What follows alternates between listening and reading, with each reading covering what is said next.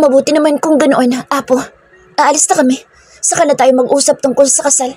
Hindi pa kasi alam ito ng aking itay kaya hayaan mong ako na lamang ang magsabi sa kanya. Pero hindi pa sa ngayon. Wika niya at saka tumayo na sa pagkakaupo at tuloy-tuloy nang tumalikod kasunod ang kanyang kuya. Ni hindi na niya hinintay pa ang pagsagot nito. Ilang sandali lamang ay lula na sila ng tricycle ng kanyang kuya. Tahimik lamang siya pero lumilipad ang kanyang isipan. Ang totoo kasi hindi niya alam kung paano niya ipagtatapat sa kanyang itay ang tungkol sa kanyang desisyon na pagpapakasal sa matanda. Bunso, sigurado ka ba talaga sa plano mo? Tanong ng kanyang kuya habang nagdadrive ng tricycle nito. Hindi naman masyado mabilis ang patakbo nito kaya naririnig niya ang sinasabi nito. Oo kuya, alam mo naman kung gaano ko kamahal si itay. Kaya kahit na alam ko impyerno magiging buhay ko sa matandang iyon, titiisin ko. Sagot niya dito. Pero paano si itay? Hindi niya gugustuhin mapahamak ka. Wika nito. Bahala na kuya, hayaan mong ako na lang ang magsabi kay itay.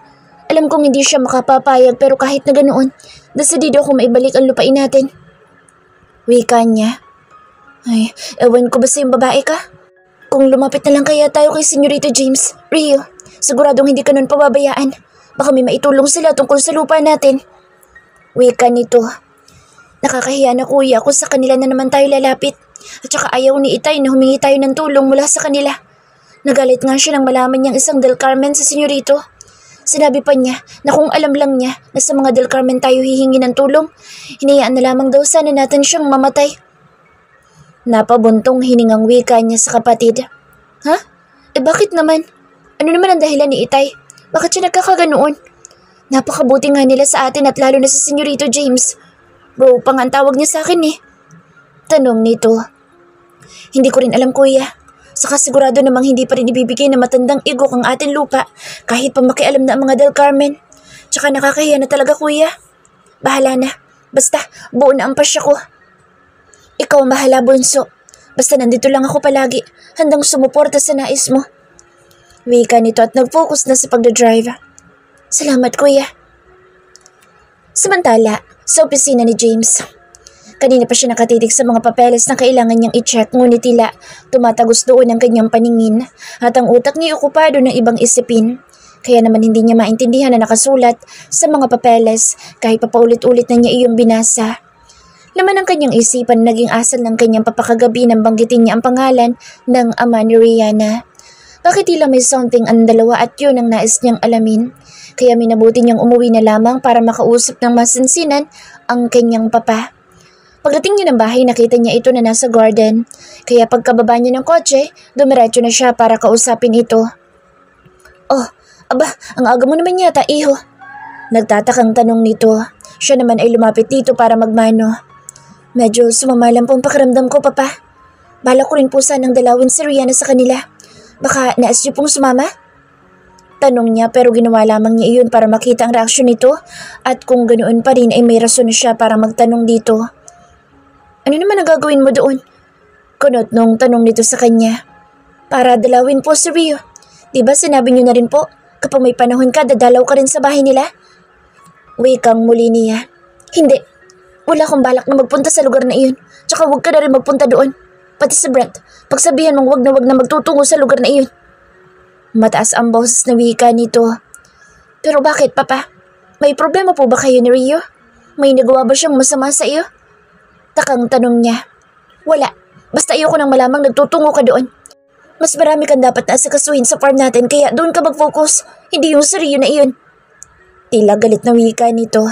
Teka papa, magtapat nga kayo sa akin. Anong problema niyo? Kahapon lamang ay napakaligaya niyo na magtungo dito sa Rio pero simula nung malaman niyo ang pangalan ng kanyang itay, ay nagalit ka na. Sabihin niyo muna sa akin ang dahilan papa bago ko kayo sundin. Wika niya. Magtigil ka James. Hindi mo na kailangang alamin pa. Basta sundin mo ang nais ko para hindi tayo magkagulo.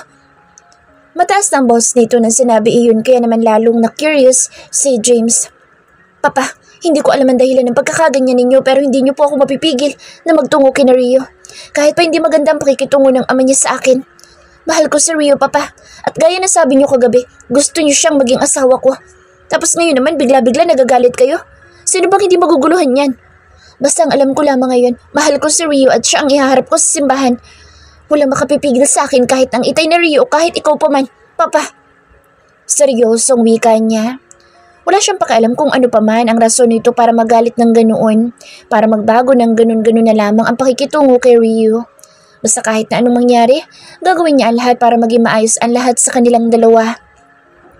Hindi maaari, James. Makinig ka sa akin. Kung nais mo ng tahimik na buhay, layuan mo si Rio at ang pamilya niya. Kalimutan mo na siya dahil marami pa namang ibang babae dyan. Mas magaganda at tiyak kong magiging mabuting asawa sa'yo. Gusto mo ako maganda para sa'yo, anak. Basta sundin mo lang mga sinabi ko.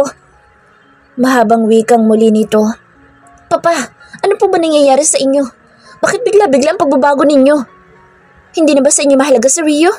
Akala ko ba parang anak na ang turing niyo sa kanya? Maang natanong niya dito.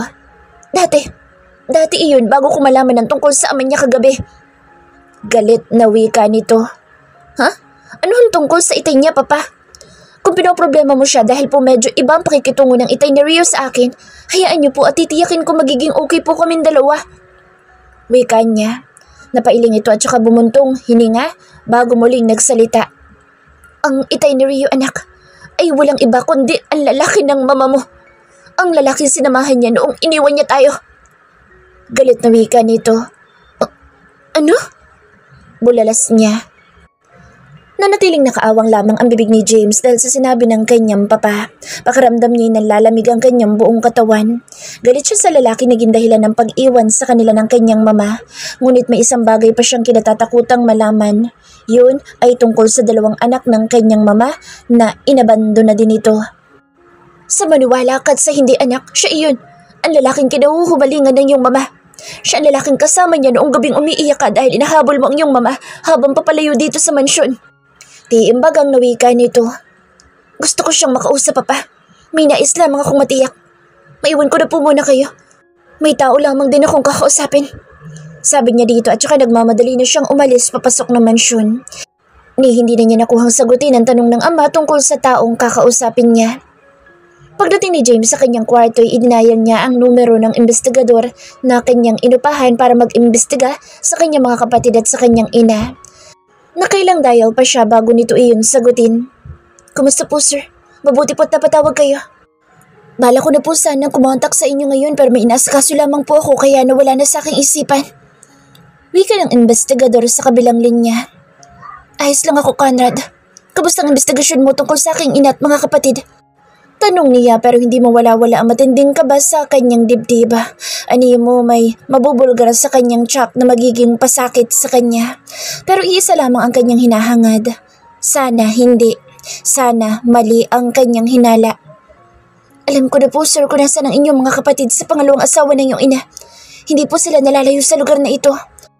Kamakailan lamang po, inospital ang kanilang ama.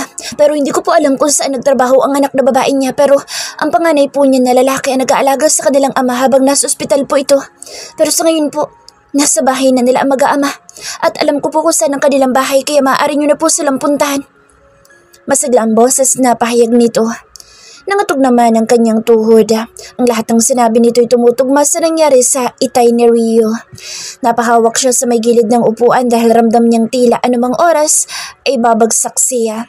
Matindi kasi ang pangangatog ng kanyang tuhod at dahil yun sa matinding kaba na kanyang nararamdaman. Feeling niya may kasama pa itong sasabihin na hindi niya magugustuhan. Ayaw man niyang marinig iyon pero kailangan. Kaya huminga siya ng malalim bago muling nagsalita. Saan ang eksaktong address nila? Tanong niya.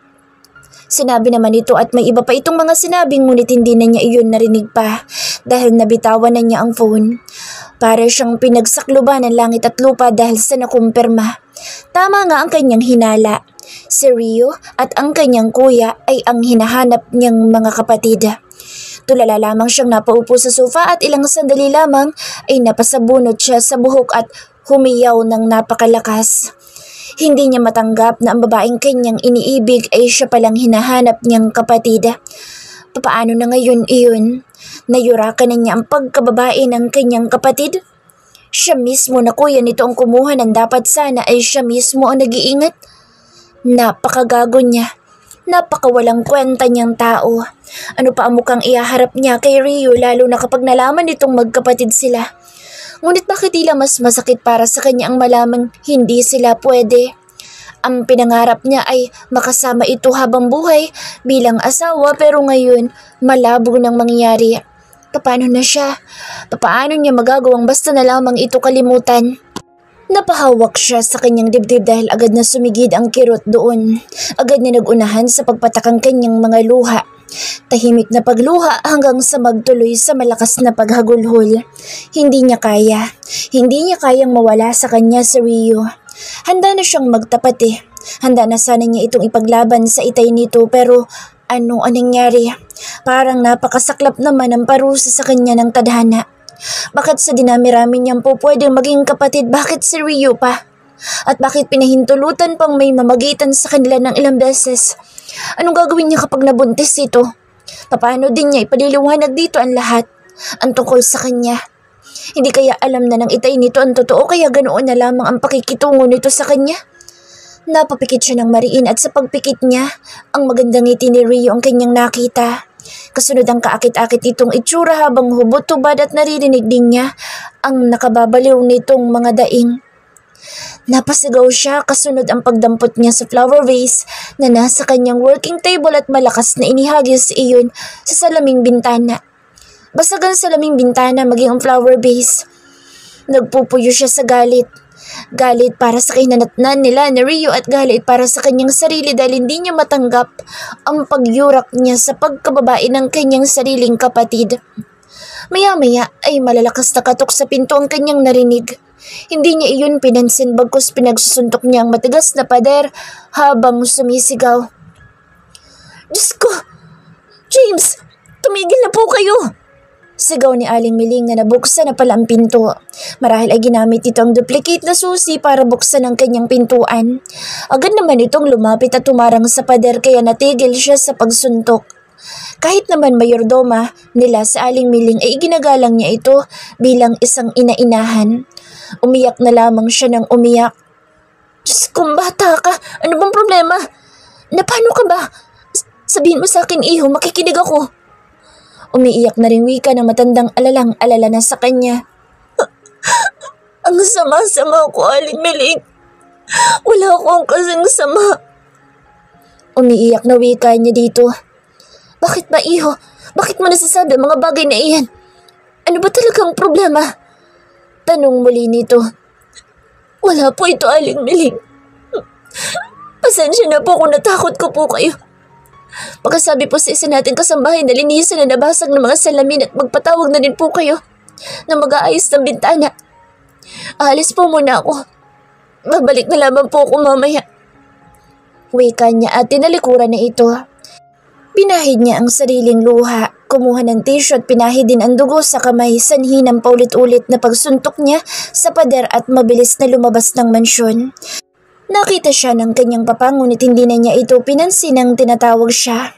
Balak niyang magtungo sa bahay ni Rio at kausapin ang ama nito. Kailangan dito mismo magmula kung totoo nga ang lahat ng kanyang natuklasan. Ngunit andoon pa rin ang pagbabaka sakali na mali ang investigasyon ng taong inupahan niya. Nagtungo siya sa bahay ni Rio.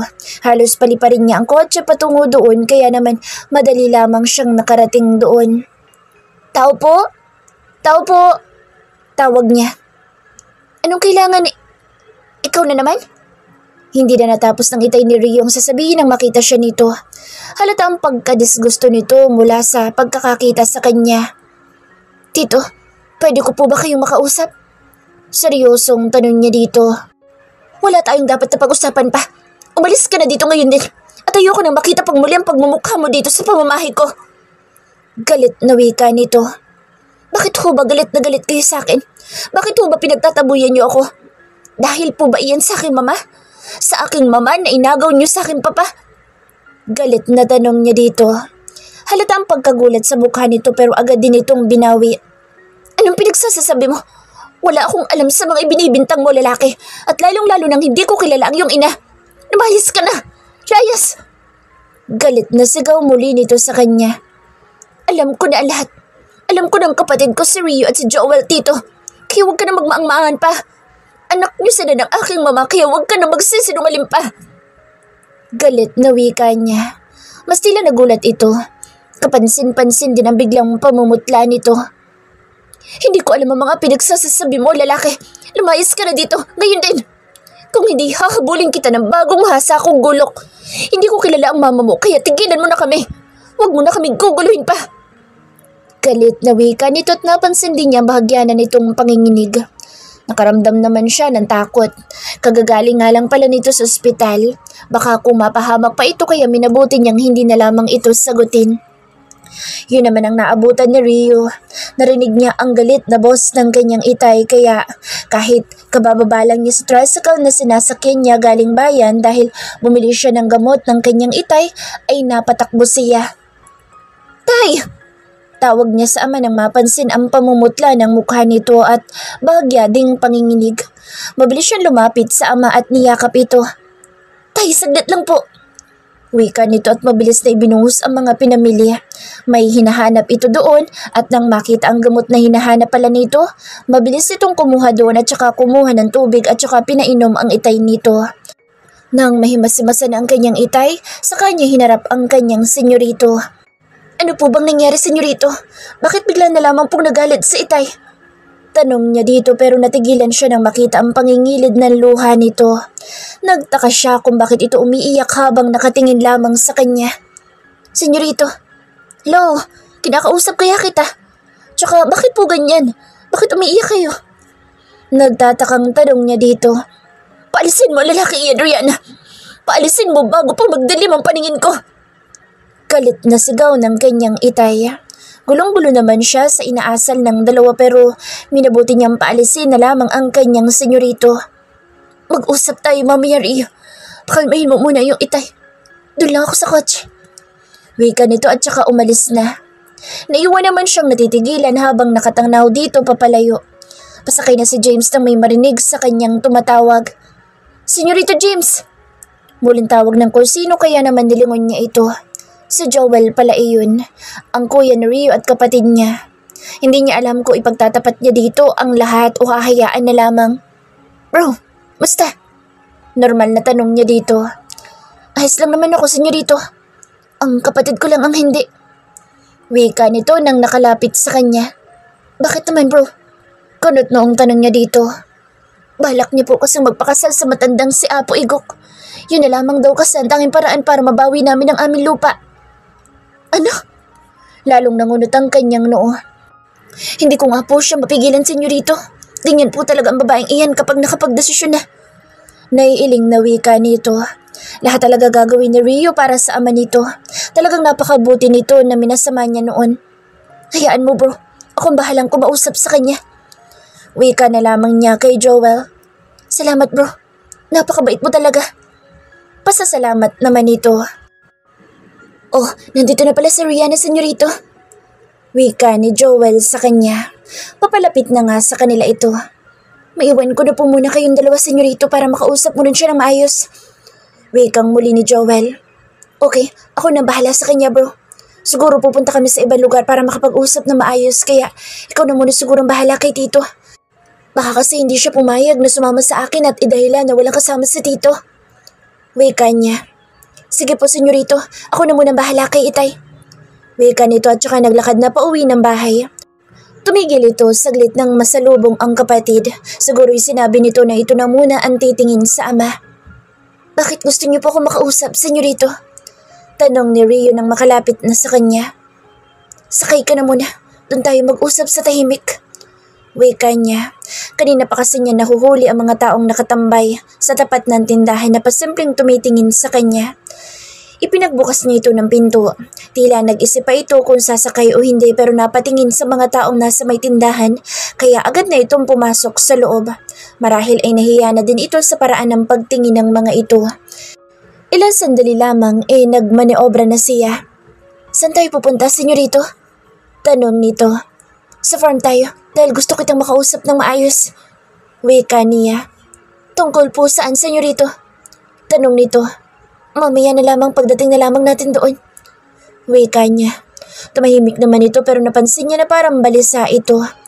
Ginagap niyang isang kamay nito at pinisil ng bahagya habang ang isa naman niyang kamay ang nagkokontrol sa manibela.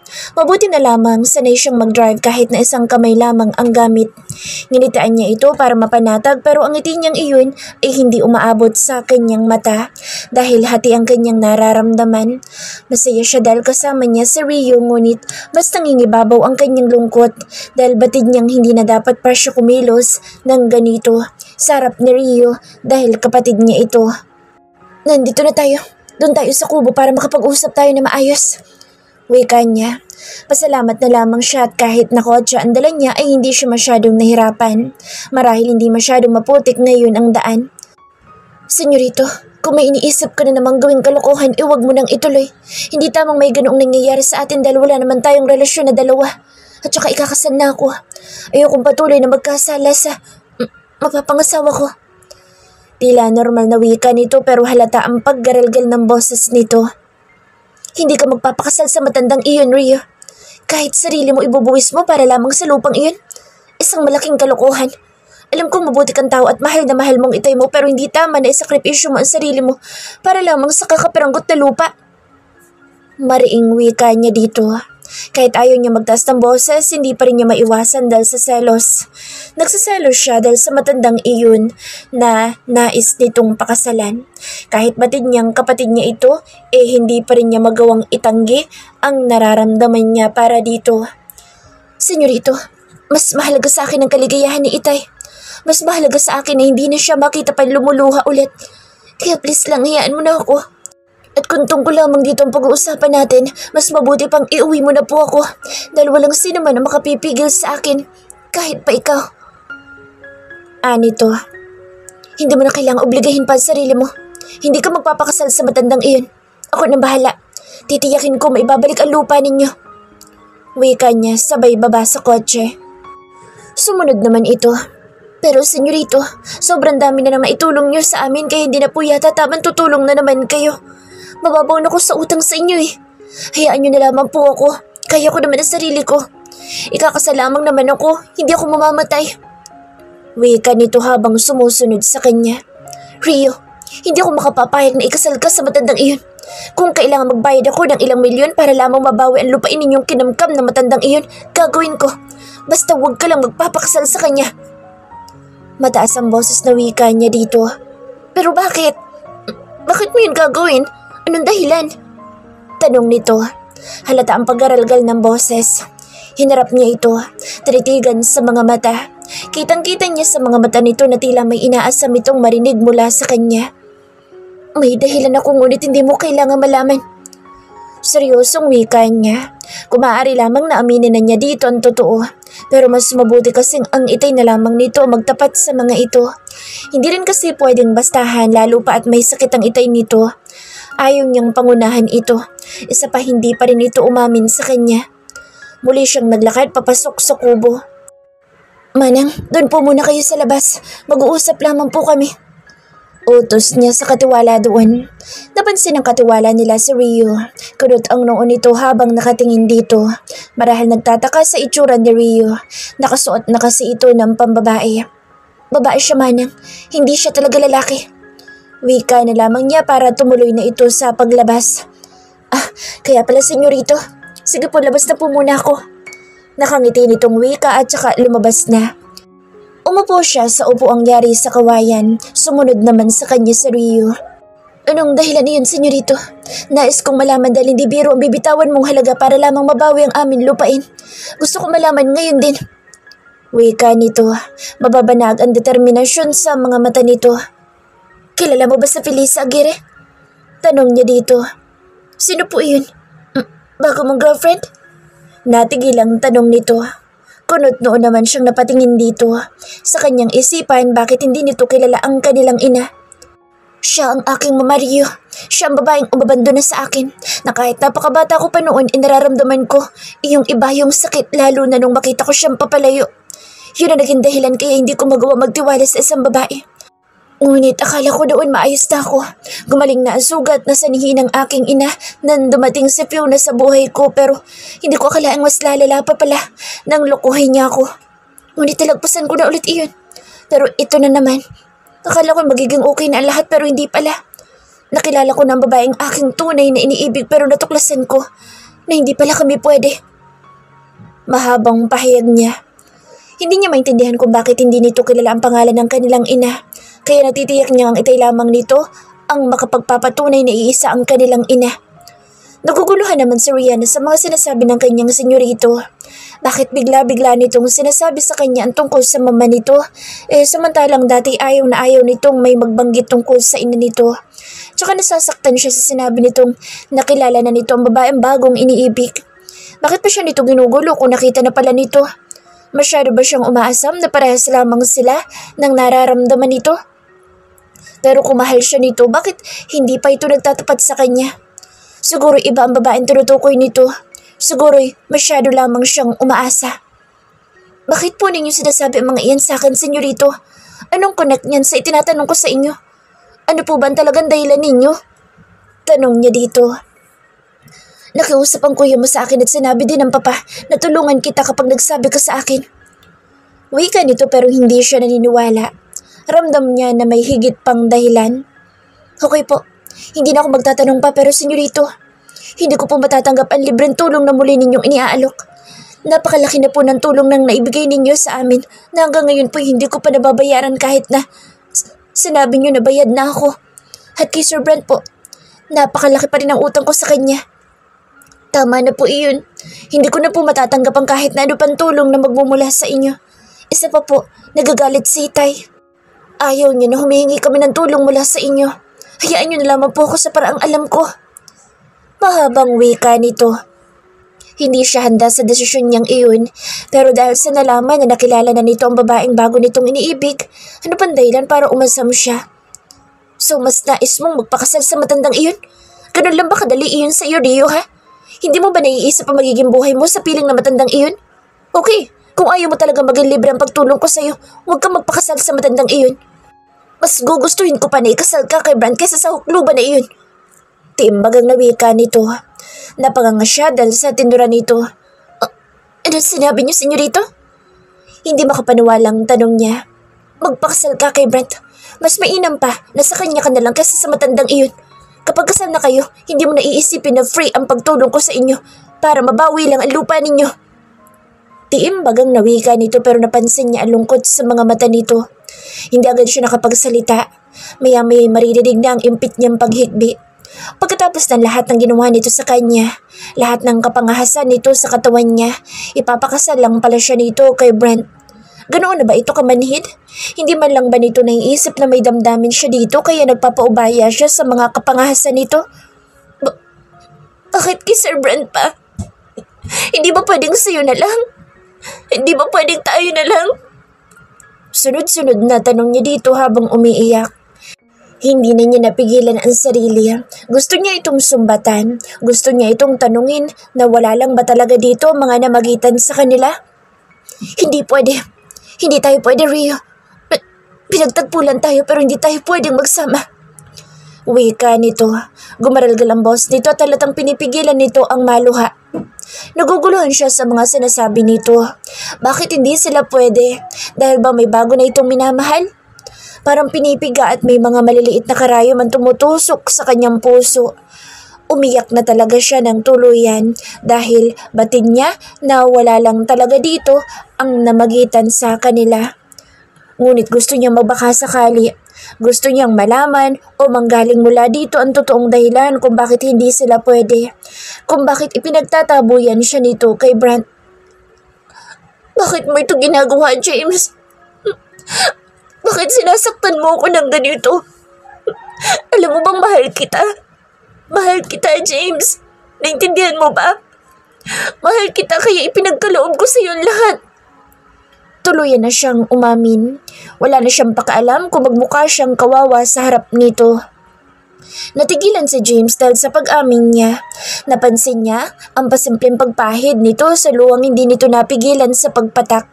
Ngunit nanatili itong tahimik.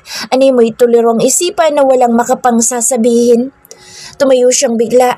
Mabilis na lumapit dito at agad na sinakop ang labi nito. Nandun na rin naman na bakit hindi pa niya patunayan dito na totoong itinatangi ito ng kanyang puso.